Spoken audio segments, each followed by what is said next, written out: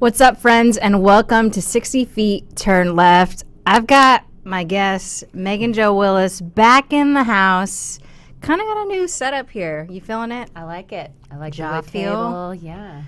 Yeah, so we're going to talk a little bit about some college softball and kind of just things that we're interested in. So, you ready Nice. to get into this? Yeah, it's like our weekly conversation. Yeah, pretty Dinner much. combo. Yep, totally. So, you know, the season's now, what are we in, week 4, 5 of college softball? Yeah. Who are some of your favorites so far? Well, since I guess I kind of look at it in thirds, I feel like we're 2/3 of the way in conference. I really like Arizona. I think that's Ooh. a team that we talked about a little bit in the beginning, and it was always that team. Are they going to make it to the Women's College World Series? And I just think, man, watching them in Palm Springs, they mean business. They've got Danielle O'Toole in the circle who's just mowing them down. I think I saw a stat today.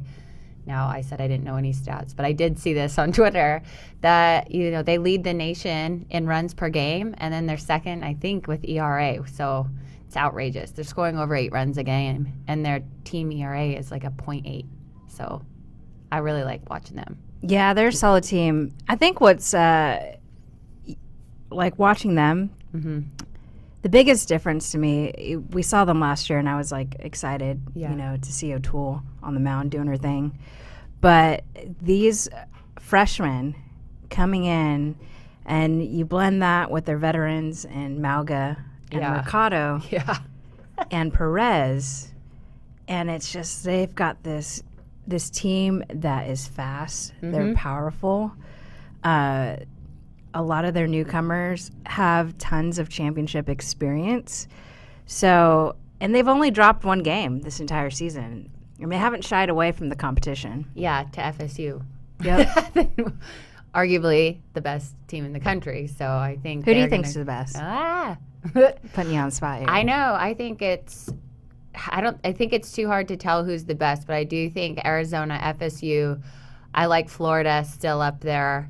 I want to see Auburn be tested a little bit more before giving them even that number 2 spot. They played LSU this past weekend, and I think we saw a great competition there. And I don't think Oregon gets to be as high as they are because I haven't seen them play a whole lot of people. Whereas everyone else I just mentioned, they've like fought each other tooth and nail Right. in California for a couple weeks. Yeah, they've played a couple of SEC teams. So you're Kentucky and Missouri, but not necessarily Oregon? Yes. Okay.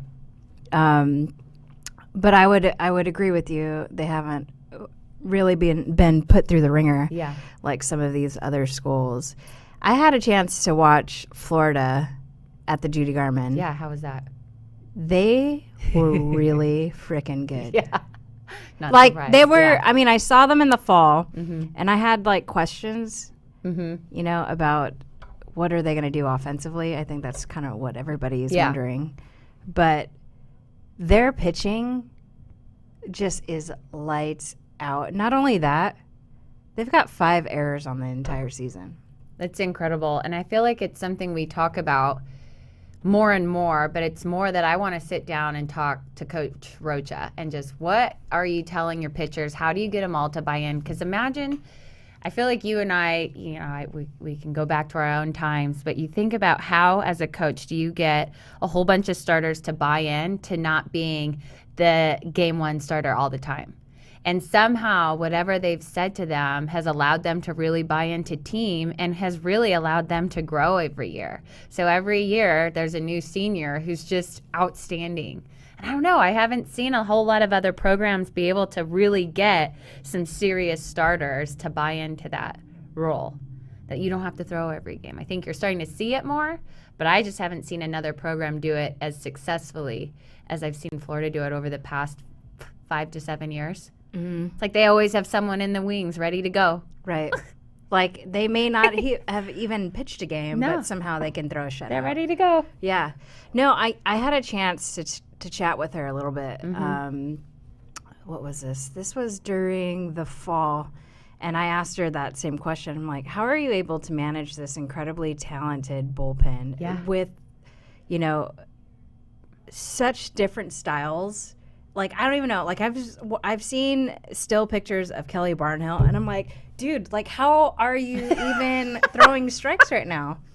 And, you know, what's cool about Coach Rocha, she makes all of her pitchers teach her how to pitch. Nice. Okay. So, you know, through doing that, she can hear their language and how they interpret pitching. So it's like an individualized kind of coaching session with each pitcher.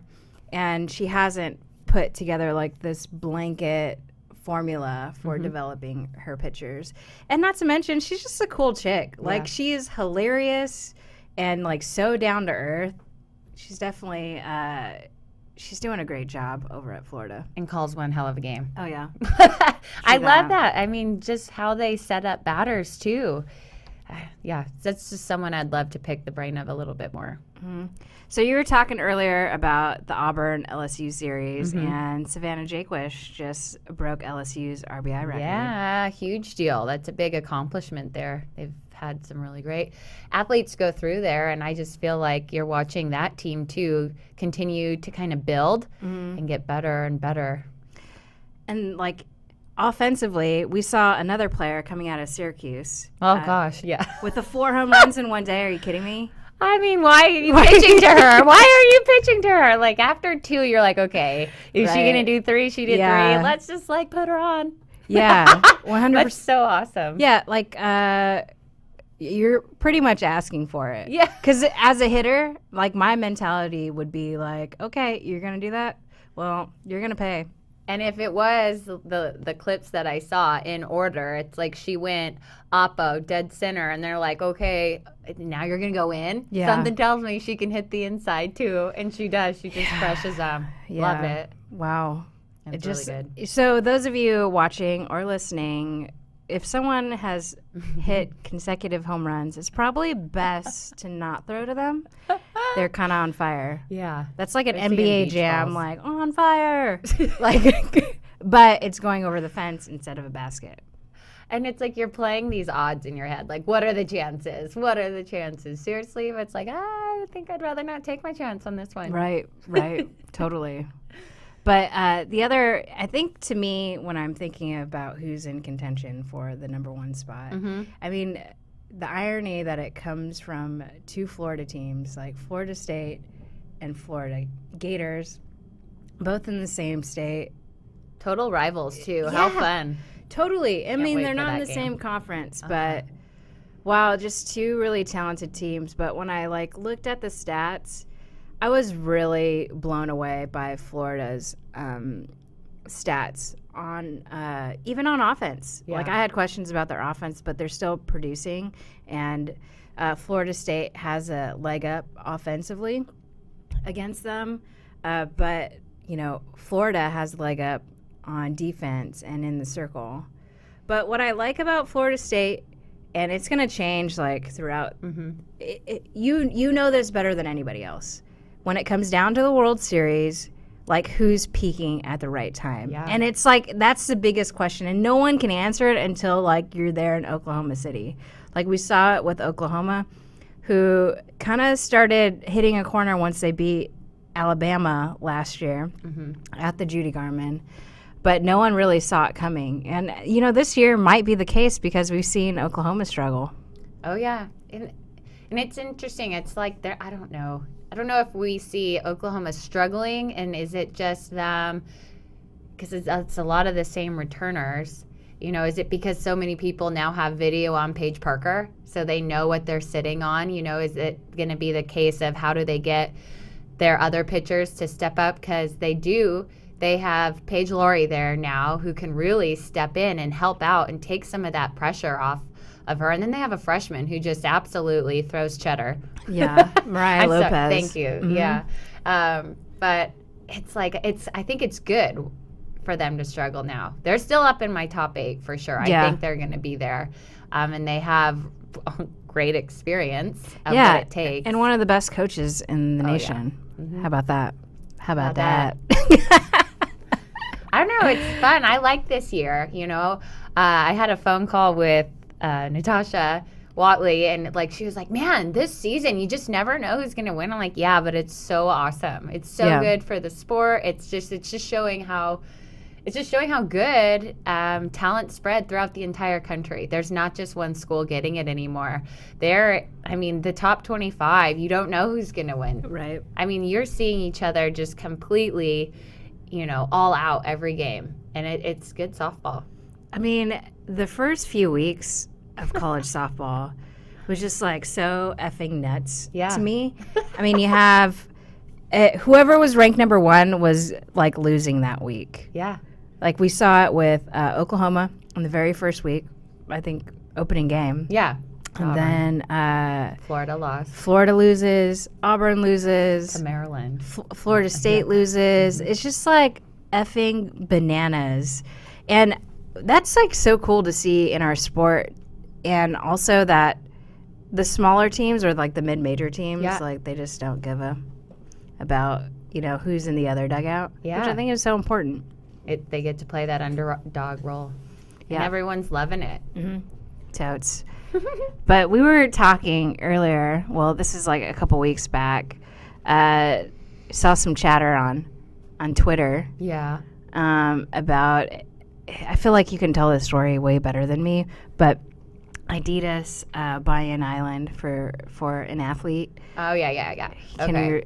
I feel like it came out, well, preface it was Adidas did a huge marketing thing where if a football player were to break the 40-yard record at the combine, they would buy him an island.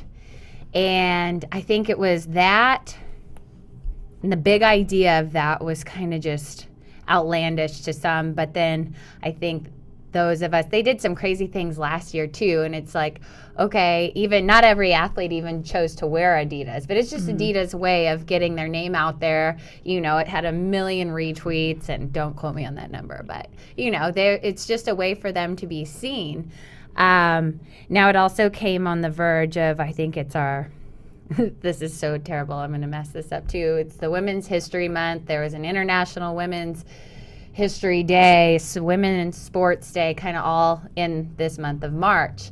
And so I think you got a lot of female athletes that were rallying behind these videos that ESPN and ESPNW put out about the strong female athlete and those that came before us. And so everyone's rallying around that. And then Adidas does that, and I think some athletes took that as almost a slap in the face, like, wow, you're going to give $400 million I know this is where I need to look up the stats, but however much that island cost, why don't you put that into women's sports? And then more specifically, why aren't we putting that into the MPF?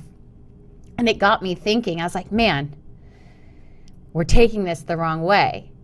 Really, if we want to take this movement and this, so like you want this equality, well, we have to be good enough for that equality. Just because we're an athlete and we play sports doesn't mean we deserve anything. Right. But what I would love to see on those responses from female athletes, myself included, hey, where can I sign up? Can I run this 40? I would never run a 40. I mean, that'd be the slowest 40 ever. But that's, I think, more of a way to get that conversation started. If you think you deserve this island or how much money goes with it, well, then participate in the race. Participate in what they're asking you to do. I don't think you get on there and bash a company for not spending money on our sport, because I think the underlying fact is Adidas does buy into the MPF. You do see Adidas, obviously within college athletes, but that's through school to school, not sport to sport. But let's make sure we're barking up the right tree too, because Adidas does support our sport. So in making sure, like, if we're gonna stand for something and make sure we have something behind it to push. And I guess that's how that conversation started. And I have a few tweet backs, and it's like, okay, let's use that as not ammo, but a reason to say, okay, what can we do to be better so that you see us, so that these major companies see us as a sport and see us as interesting and something that they want to be behind. Yeah, and entertaining and not whiny. Yeah. Or bitchy. And I've seen that a lot, unfortunately with those campaigns, you're seeing Nike push equality, you're seeing ESPNW. What I noticed, Ches, is there's only one clip of softball on there, and it was just a show of the University of Michigan team. So what I see that is, and now because of, I think it's because of the role I play now with being an assistant GM in the MPF, that's a problem. There's, of all these sports being showed, you see WNBA, you see NCAA basketball, you see tennis, you see Serena, you see all these different sports. You saw Danica Patrick. But if you only get one little glimpse of softball, maybe that's the bigger picture. Maybe it's because softball, even though we live and die softball in our little world, it's not that big in the big world, in the big picture. Mm-hmm. So that's kind of how I see it. And I'm like, okay, well, if that's the case, then we've got to go back to the drawing board and figure out why, as a professional sport, and even like there wasn't an Olympic softball, that they showed in there, how do we get that visual to the everyday eye, to the everyday person? And I guess that just is us having to look back and how can we be better? How can we be more important? How do we make it as exciting so we get more than just one little snippet of a softball team, cheering at the end? Yeah, and I'm just drawing comparisons. Mm-hmm. Like in the entertainment industry, it's not like every pilot makes it. Right. Right. And, that staff who's writing the show, who's doing the acting, doing the producing, their heart and soul can be in it, and they love it, and they think it's great. Mm-hmm. But it comes down to the fact that, does the everyday person really care that much about that particular show? Right. And I know on Flo we're trying to do our best to cater to every level of softball, and it's still hard. I think people don't realize, we're a pretty small team trying to do big things in the sport. But the thing that we're doing is taking actual action. Right. And I think that's to your point. And I think also numbers don't lie, and we love to use this, and why shouldn't we? When we talk about the Women's College World Series, how those numbers lately the ratings have been higher than the Men's World Series, right? So if that's the case, and I'm thinking, how the heck do we get that into the pro level? How do we not piggyback off of it? And again, I have to go back, and is it because you definitely have the college fans involvement? You get them rallied around a certain college. But is it the facilities? Do we like the way you see how many people in our stands? Alabama, they didn't always have the amount of fans they have now. That took a lot of hard work, and that took, everyone there supporting that college and making it a community feel. So that's what I see that we need to be better at on the professional level, is creating this environment and event that people want to be at. As soon as we start getting people to be at these events, then maybe we can go out and ask for some money from some of these major sponsors, because we probably won't have to ask if it's as good as we can make it. If we can get it to that collegiate level following people in the stands, then finally maybe we get the bigger companies to come to us and want to support us.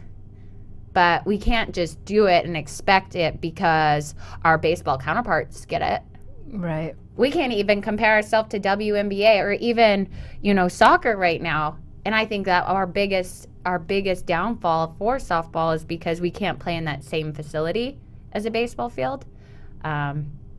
So how do we take that, and not as a downer, but okay, fine, then this means maybe we need to play at certain, complexes, something that can hold the amount of people that actually come to our games. Well, and maintain the quality of the product. Yeah. And it's not, I don't have all of the answers for sure, but I definitely don't know, or I definitely know that I'm not willing to stand here and tell or bash other companies we deserve this money. We deserve to get paid this much, because I'd be damned to have someone tell me how to spend my money. Right? If I'm Nike and I have all this money, I'm not going to oh, you deserve it? Oh, okay. Here's $20,000 to you. What makes you deserve that? Yeah. So we, as a sport... Just because you have it? Yeah, exactly. So we as a sport just need to do a better job making it so these athletes can start making money. And I don't think there's not a single female or a single fast pitch player out there that's expecting $1 million. I don't think that. We are still talking about, just tens, 20s, thousands of dollars, but you can't ask for that money when a team doesn't make that money either. Totally.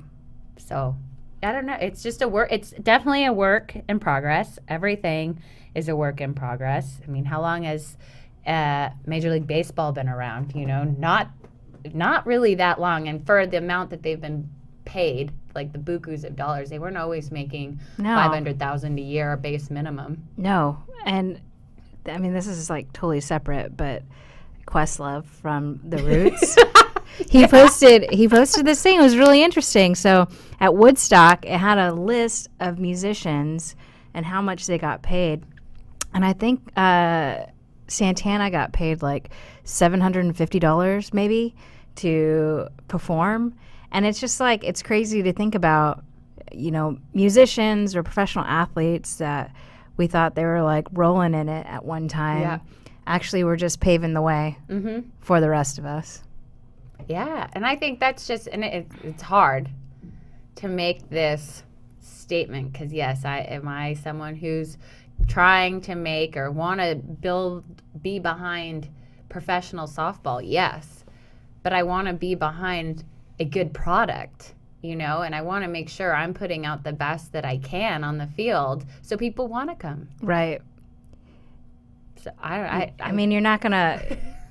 At one time, you bought the knockoff Louis Vuitton. Yeah.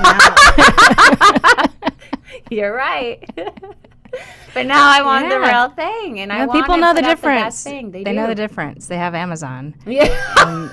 They can do rating reviews, and that might happen too with the league. Yeah. I think people already kind of voiced that, but I feel like that's a good spot to kind of wrap things up. Well, actually, last question. Okay. If you could kind of like simplify, your message to the average fan on what they can do to help elevate the sport at a professional level, what would you say? Well, before I hit the fans, I go to the athletes. And I'm going to say myself as well. It's our job. It's part of the MPF. Athletes, owners, GM, anyone a part of it, to actually be excited about the team you represent and the company you represent. Just like you, when you're around, you wear your Flo jacket. Like I'm proud to be with Flo. Well, I'm proud to be with the Pride or work for you SSSA. And the more that gets exposed, and the players, especially the players that still have such a big following, right? For them to show who they represent. Or maybe they're sponsored by a company. They're sponsored by Dean Marini Wilson. Be proud about that. I mean, not every athlete out there gets to be endorsed. Not even every male athlete out there. So the fact that you have a company that's standing behind you, you got to stand behind them too and support them and give them a reason to keep asking you back. And then I think fans feed off of that. They feed off of your excitement and what you're doing. The only way they know what you're doing is probably because the way they follow you or your team you play for. And then just watching as much as possible, whether that is a stream game or getting out live. My big push this year is getting butts in seats, right? Like butts. Butts. But getting your fans to the actual games, because a big crowd and a great sellout crowd looks so much better to people watching, people that might want to buy in rather than no one in the seats. Yeah, no one likes to go to a party that nobody's at. Yeah, exactly. Just keeping it real. So it's like, how do we get more people, to know where we're at and get them in the seats? That's my big thing this year. And hell, if it doesn't work, we'll try something else next year. But That's what it's about. yeah. Well, cool. Megan, thanks so much for stopping by Yeah, man. the Flow headquarters. And always a pleasure. I'm sure we'll hang out later. Yep. But that's it for 60 Feet Turn Left. We're going to try to do this once a month. I'm going to emphasize try because I can't make any promises. I want to commit. I really do, but I just am not sure. I'm good at Megan's moving and just trying to figure this whole thing out, but we hope that you enjoy listening. And if you like more softball content, you can go to FloSoftball.com where you can watch some of the Megan's videos on technique and catching. We've got the latest rankings from club to college to high school and just fun stuff because I like fun stuff. And I have to say this real quick. Go for just it. Because, and hopefully maybe one day like you guys will be streaming our games too, but if not, you can watch on MPF I hope so. TV. Am I allowed to say that on here? Yeah, totally. Cool. Yeah. MPF TV this summer, if you join, then you'll be able to watch every game there is. But hopefully it'll be on Flow. Cool. Well, thanks so much for listening and watching.